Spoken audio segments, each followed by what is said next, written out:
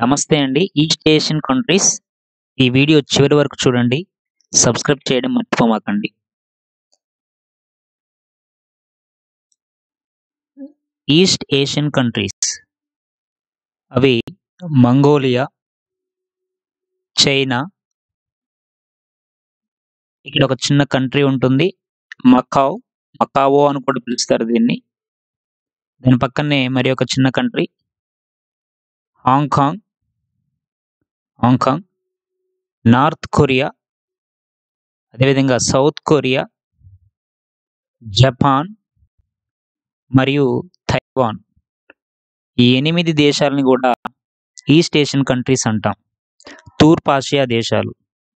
దక్షిణాసియా దేశాలలో అయితే భారత్ ఏ విధంగా మిగిలిన 7 దేశాలతో బార్డర్‌ని కలిగి ఉందో, అదేవిధంగా ఇక్కడ చైనా కూడా మిగతా 7 దేశాలతో బార్డర్‌ని షేర్ చేసుకుంటుంది. అయితే ఇక్కడ మీరు అతి ఎక్కువ జనాభా పరంగా లేదా విస్తీర్ణ పరంగా చూసినట్లయితే చైనా మొదటి స్థానంలో ఉంటుంది. వైశాల్య పరంగా మరియు జనాభా పరంగా.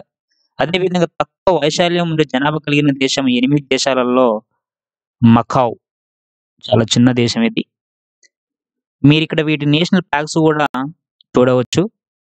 ఇది China, South Korea, North Korea, Macau, Hong Kong, Taiwan, Japan, చివరిది మంగోలియా.